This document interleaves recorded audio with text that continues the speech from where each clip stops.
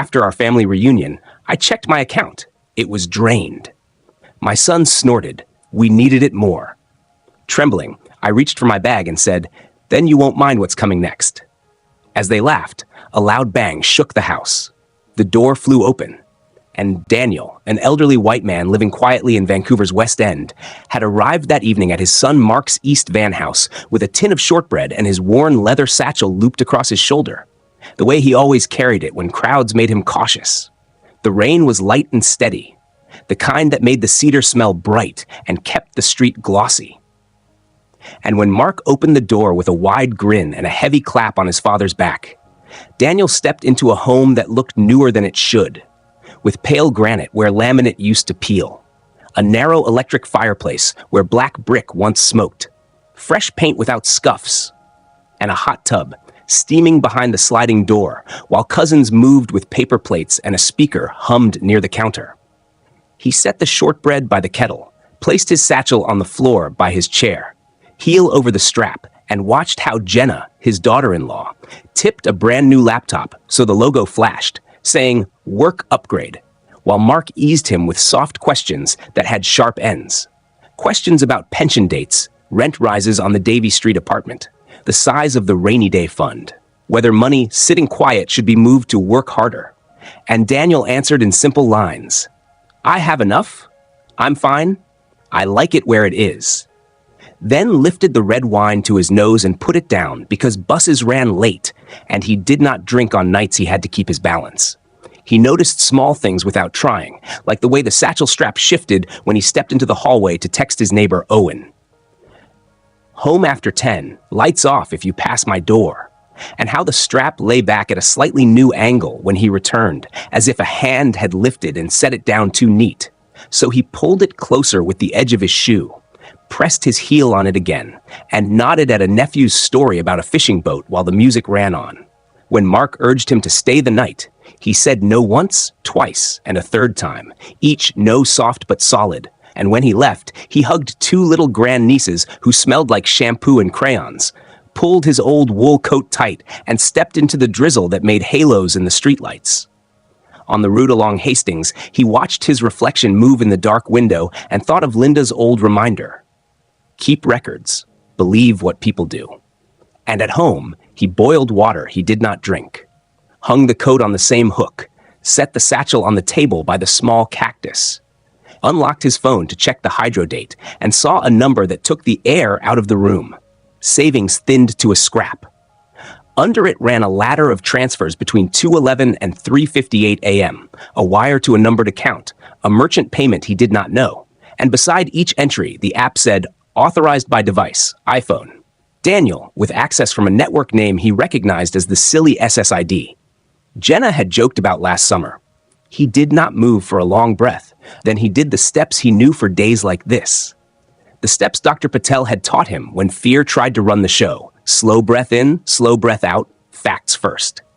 So he took screenshots of everything, saved PDFs, plugged in the small blue USB that lived in the satchel's inner pocket, copied the files, opened a notebook with squared paper, and wrote a plain timeline with times and short words.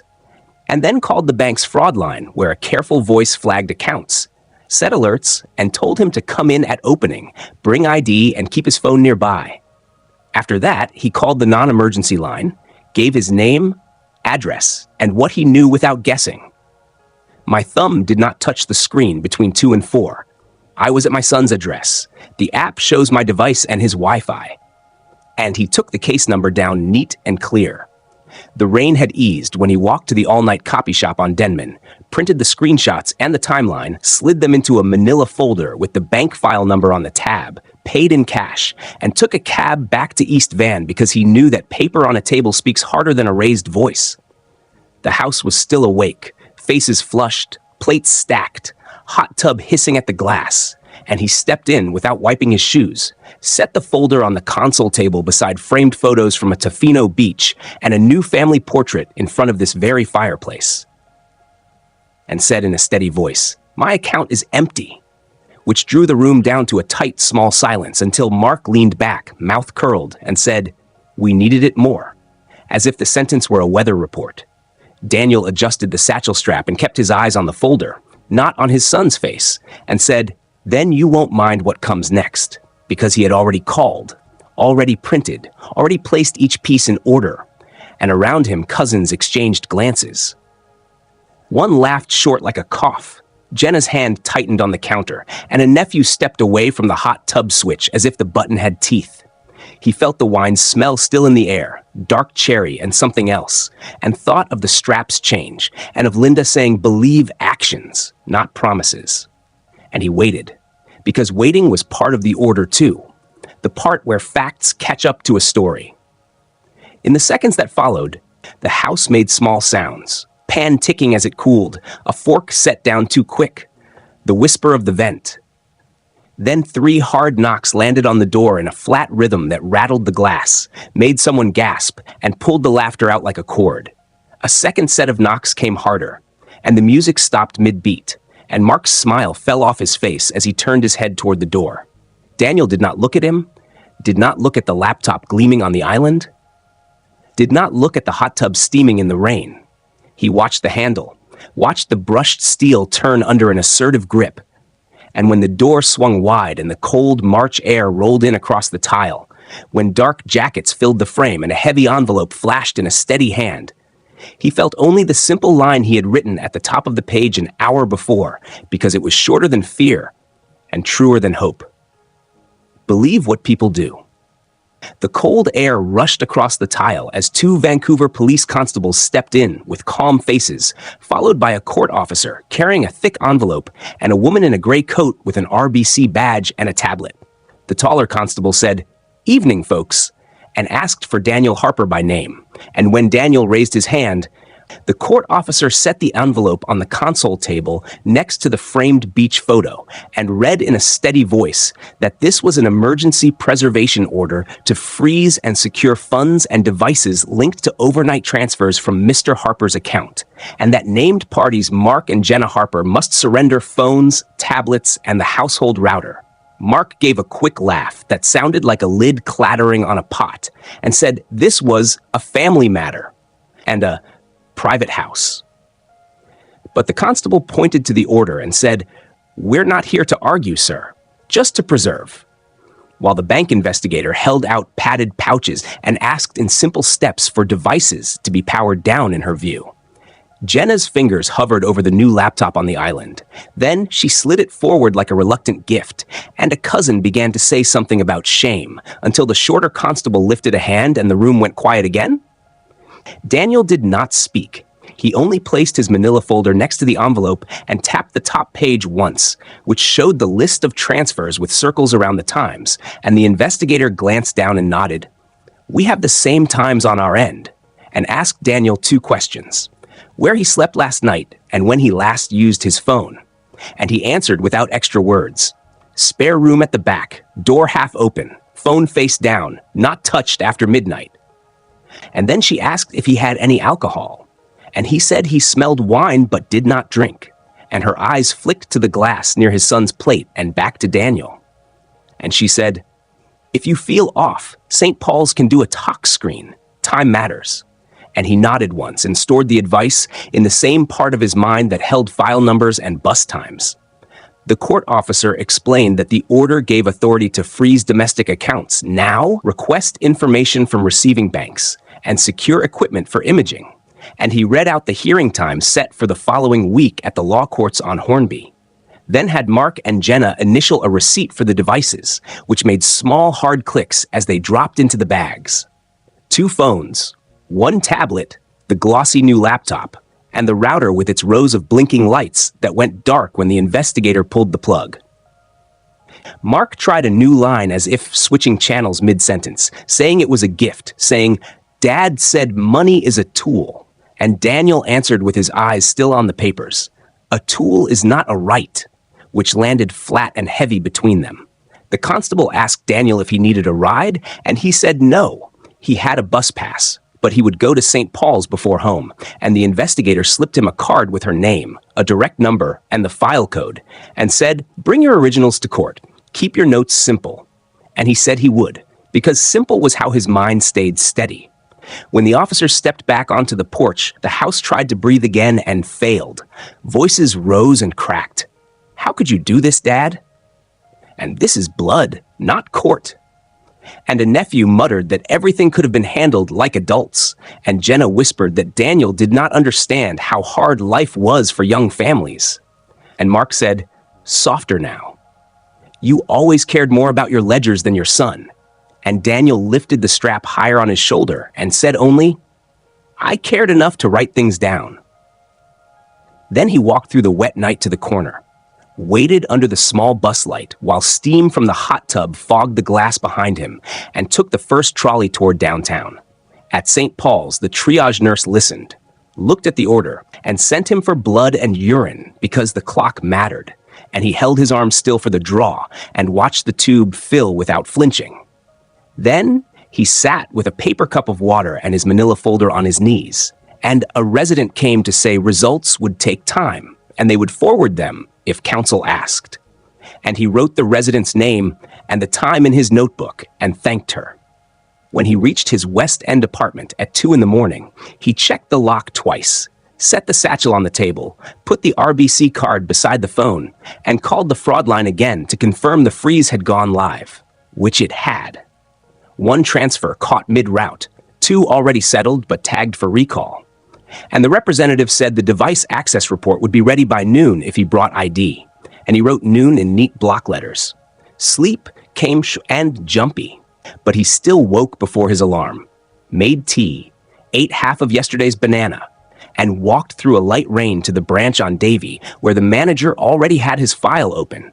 And together they printed the device access summary that showed unlocks between 2:11 and 3:58 a.m. And the manager explained the audit fields in calm words and circled the IP blocks that matched Mark's network. And Daniel slipped the printouts into a clear sleeve and labeled it device in his careful hand. He took the long way home by English Bay, not for pleasure, but because the water gave him a straight horizon to rest his eyes. And when he stepped into his building, his neighbor Owen was coming down the hall with a bag of recycling. And Daniel asked if he had a minute. And soon, Owen sat at Daniel's small table with a USB reader and a steady look. And they pulled the app logs into a folder called Bank App Log, and the system logs into Device Access, and the Wi-Fi scan records into Router Nearby. And Owen showed him how to save hashes beside each file so no one could say the data had changed. And Daniel wrote the hash strings down by hand because ink felt safer than screens. By late morning, he took the folders and the manila envelope to Aisha, the senior's advocate who had once taught a workshop on Commercial Drive about scams and boundaries. She read fast and underlined slow and gave him a 1-page sheet she called Court Day Words, which held short sentences he could say without wobble. "I was asleep. I did not consent. These are my records. Here is the timeline." And she looked at him over her glasses and said, "They will try 3 things: shame, nostalgia, and noise. Answer with dates." And he nodded, because dates were one thing he still trusted. Just after noon, the bank investigator called to say that 2 receiving institutions had confirmed holds and that a third was foreign and needed a formal letter, which she was drafting. And she wanted any detail about devices in the house last night. And Daniel said, 1 phone, 1 tablet, a laptop, the router by the TV. The wine smelled dark cherries. I did not drink. And there was a small pause as she typed and said, "Thank you, sir." And he heard respect in the shape of the words and let it sit. At 3, he walked to the VPD building on Cambie for his statement and spoke in plain steps from reunion to knock, never guessing, never filling silence with wish or anger. And when the detective asked if he wished to add anything else, he said, "I woke clear but heavy, like when you take a cold pill at night. I cannot say more than that." And the detective wrote it as a note for the medical file and gave him the number. Leaving the station, Daniel crossed the street in a thin rain and felt the day tilt from crisis to order, not safe yet, not solved, but set in a line he could follow. Hold the facts, carry them to court, speak in short, clean words. As evening came, he stopped at a bakery on Davie, bought a small loaf, and took it home for Owen in thanks. Then sat at his own table with the folder open and made 1 more page for his book, a summary he titled Scene 2 in his neat hand. Not for drama, but to remind himself that life was still moving in time, and he was still in it, step by step. And at the bottom, he wrote one rule to keep the ground under him. Believe what people do, record what you see, and let the paper speak first. By morning, the rain had thinned to mist, and Daniel left his West End apartment with his folder under his arm, walking the quiet stretch of Davie toward the RBC branch that opened at 9. The manager, a careful man with neat cuffs, had his file ready and printed the device access summary that showed unlocks from 2:11 a.m. to 3:58 a.m. And he circled the home network name that matched Mark's router, then attached a recall request for any transfer not yet settled and queued formal letters to 2 receiving banks while noting a third transfer routed through a foreign processor that would need counsel to serve. Daniel signed where the manager placed tabs, kept the originals in a clear sleeve, and wrote the manager's name, time, and callback number in his notebook in block letters, then walked back by English Bay to steady his eyes on the flat gray water before climbing the stairs to his building, where Owen, the neighbor with careful hands, met him at the kitchen table with a USB reader, showed him how to pull app logs and system logs, and saved each into plainly named folders: bank app log, device access, router nearby. Then generated hash strings and printed them so anyone could see the files had not changed. Daniel taped the printouts to the inside cover of his folder and phoned Asha, the senior's advocate, who said she could meet at noon on Commercial Drive, so he took the number 5 and then the SkyTrain, arrived early, and sat with tea until she came with a short checklist titled Court Day Words.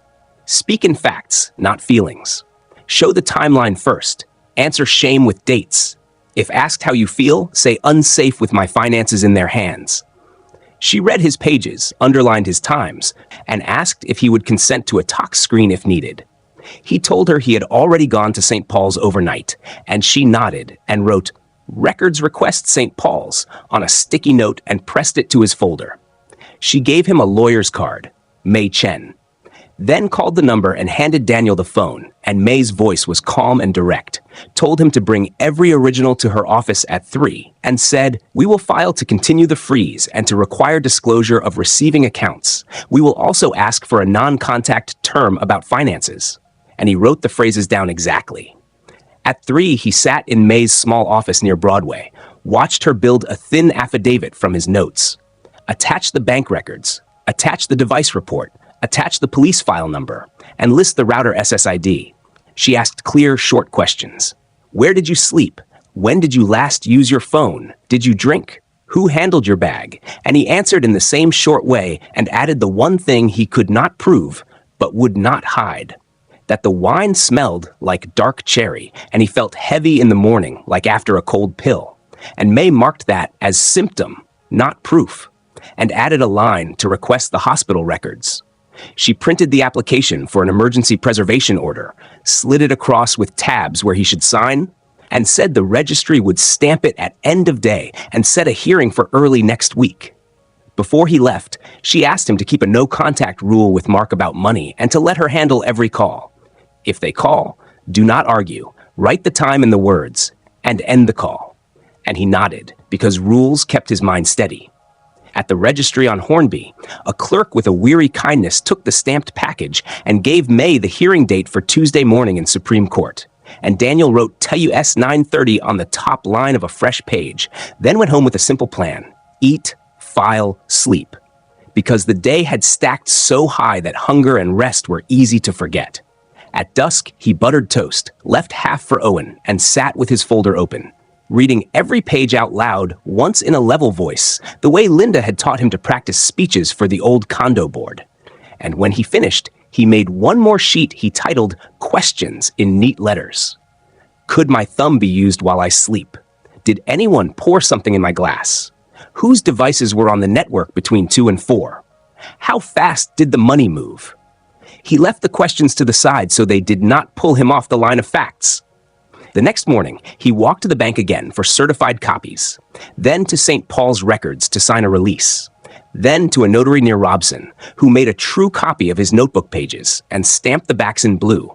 May called with a small win at noon. One bank had reversed a late transfer before settlement, which put a modest sum back into the frozen pool. and asked him to meet the bank investigator at 3 so she could image the seized laptop and router under chain of custody. He arrived early at the station on Canby, watched the investigator log items, break seals, and start the process in a room with a clean table and a camera. And he signed a witness line without touching any device. That night, he put his phone on a plate by the bed, a habit he had picked up to keep it in sight, and woke once at 2:13 and pressed thumb to forefinger and counted to 4, then slept again until dawn. Monday, he kept quiet, answered no calls from blocked numbers, and met with May to rehearse simple answers. And she timed him with a second hand so he learned the rhythm of clean sentences. I was asleep in the spare room. I did not consent to any transfer. These are my records. Here is the device report. The IP logs to my son's network.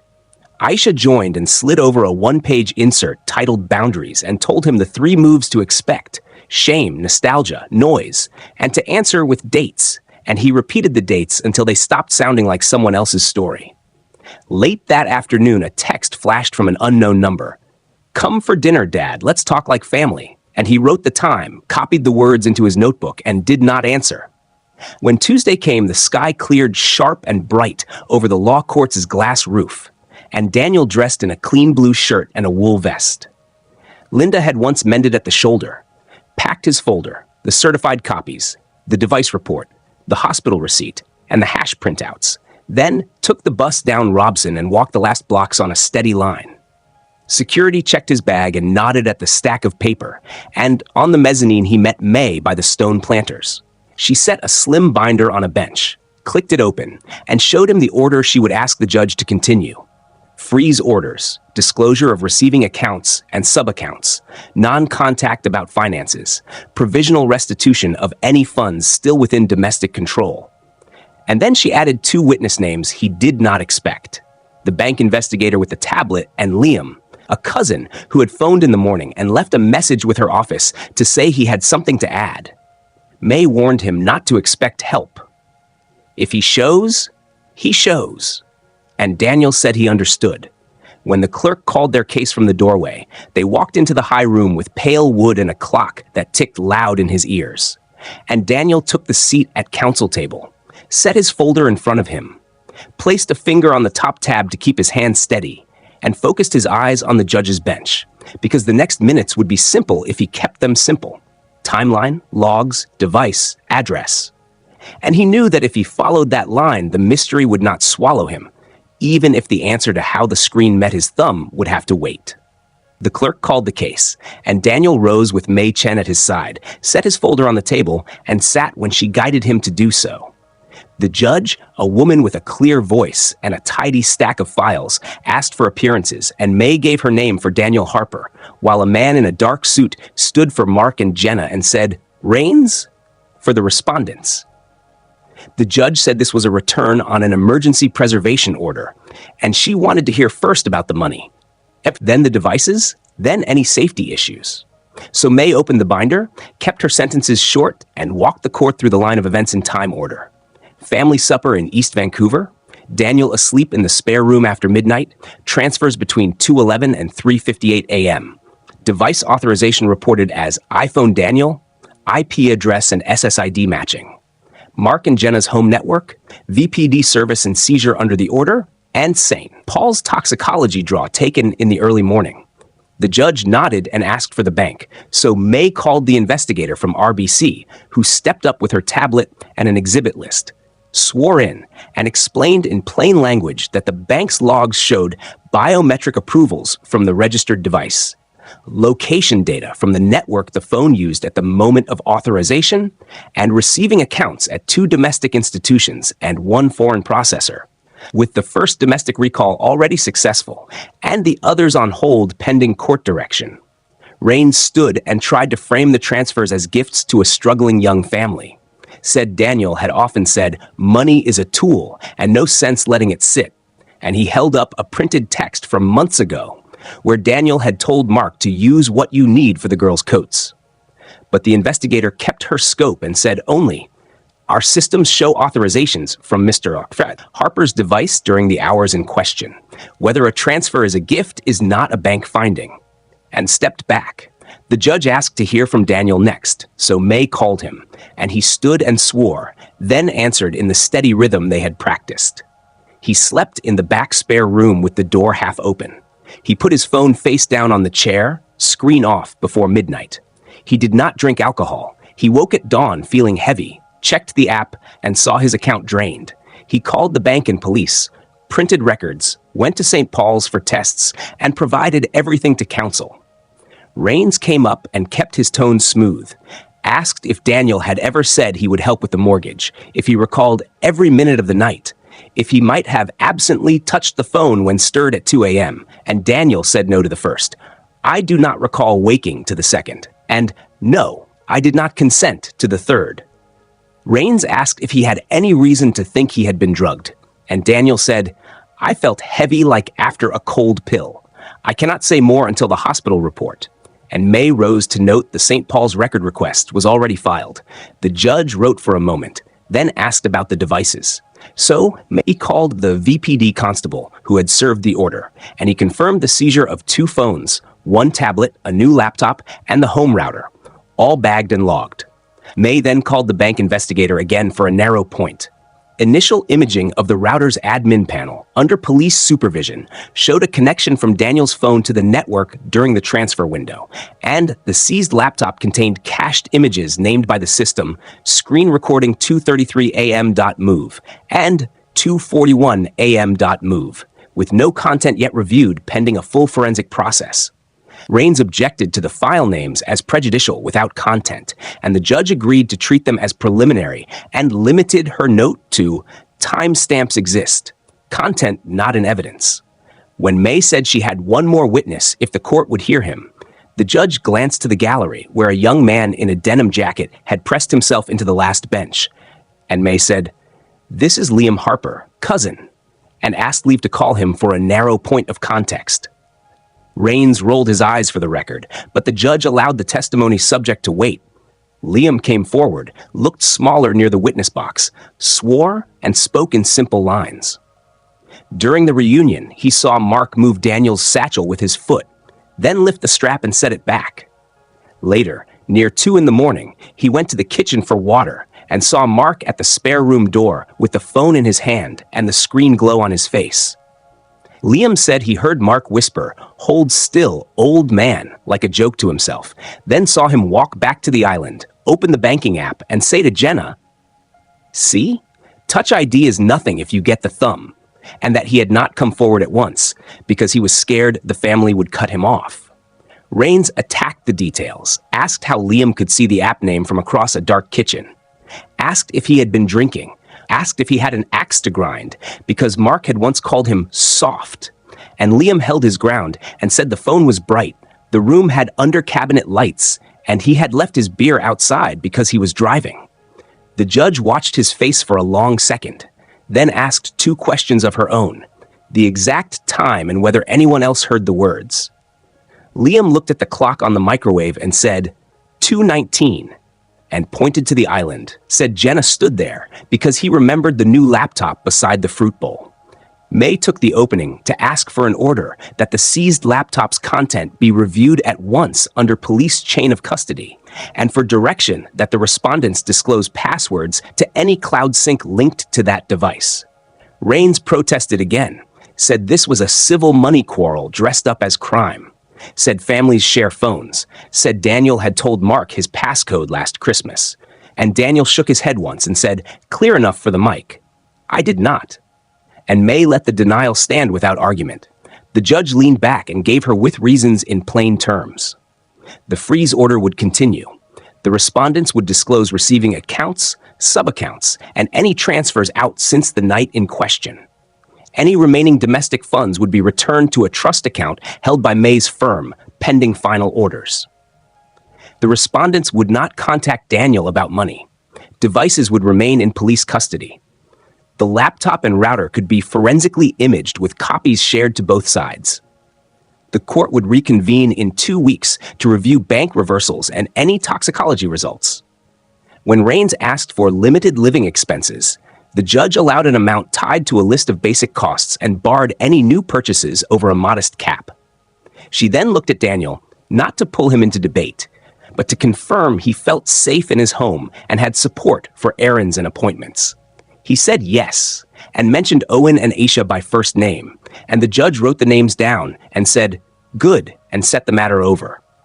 In the hallway, May closed the binder and told Daniel the orders were strong and the timeline now mattered more than noise. And as they stepped toward the glass atrium, Daniel's phone buzzed with a St. Paul's number. He answered, listened, and thanked the caller, then wrote 3 words in his notebook: Z drug detected, low, with the time and the name of the nurse who called. He told May in a low voice, and she nodded once and said she would file the lab report when it arrived. Rains brushed past with a tight jaw and said to no one, "This is a misunderstanding gone legal," and Jenna stood by the planter with her arms folded and stared at the floor. A text came in then from a blocked number. "Let it go, Dad. We will make it right if you stop the circus." And Daniel copied it into his book without replying. He and May walked out to Robson Street, where the air smelled like wet concrete and coffee, and she told him to go home, eat, rest, and bring the hospital records by tomorrow.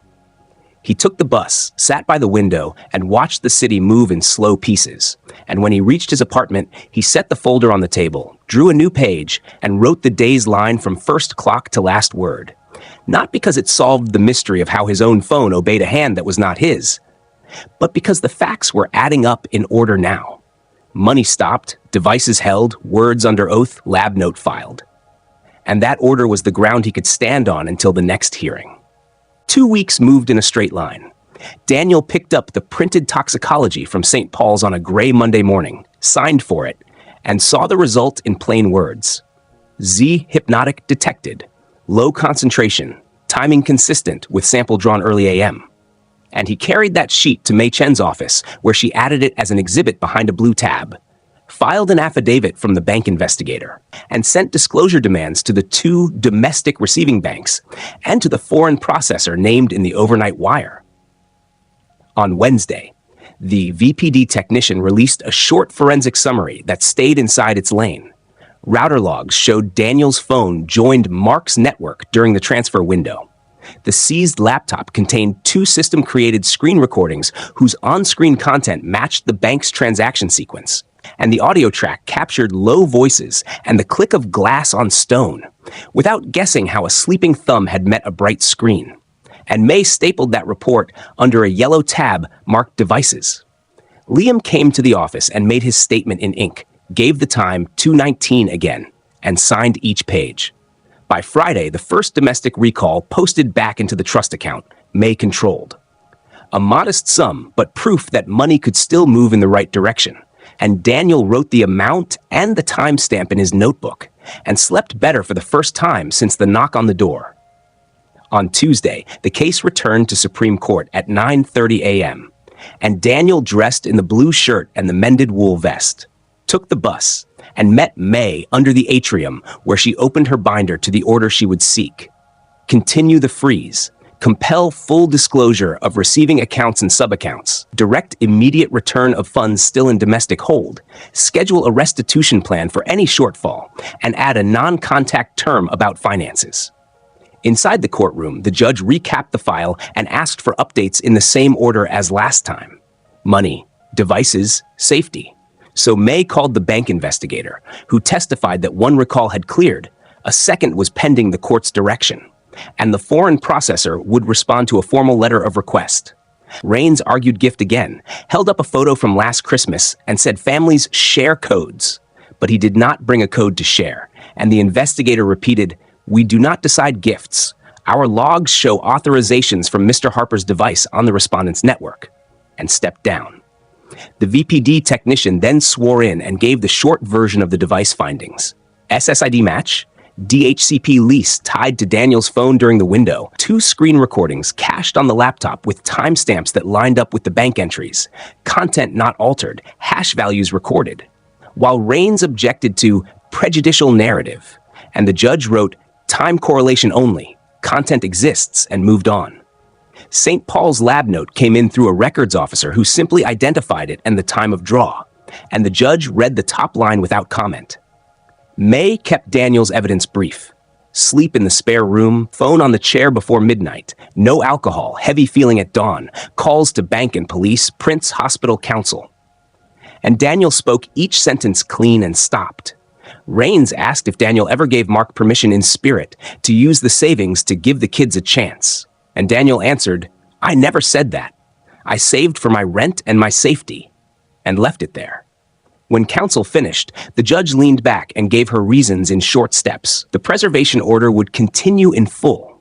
The domestic banks would return all funds still held to the trust account by close of business. The foreign processor would be pursued through the bank's counsel, and any recovery would follow.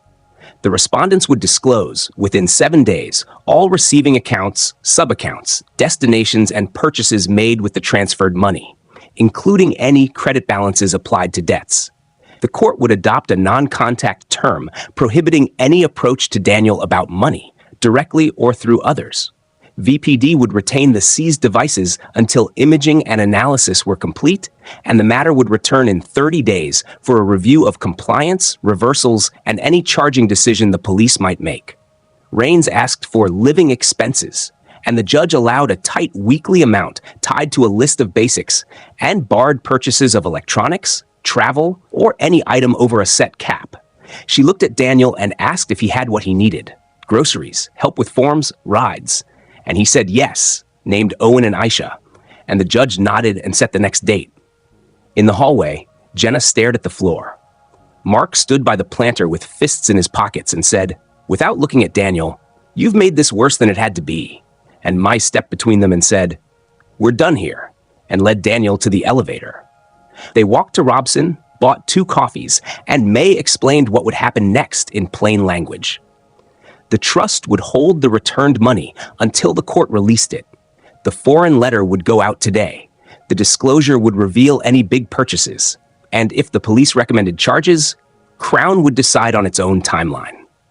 Daniel thanked her, took the bus home, and wrote the day on a fresh page, then pressed his phone's settings and turned off Face ID and Touch ID, so the device required a long passcode, set a quick-tap shortcut that called Owen if the code failed 3 times, and placed a small strip of painter's tape across the fingerprint sensor as a physical reminder at night.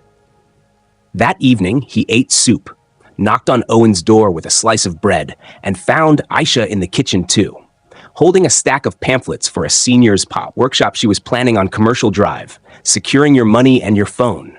And she asked if he would speak for 5 minutes about timelines and calm words. He said yes and wrote the date. A week later, he stood in a bright room with folding chairs, told the story in straight lines to 30 people, bus drivers, retired nurses, a man with a cane, and then gave 4 steps in plain words. Turn off biometrics when you sleep. Set alerts on every account. Keep a simple timeline. Answer shame with dates. After he spoke, a woman in a red scarf took his hand and said she would change her phone settings that night. And he wrote the moment down because moments helped when nights were long.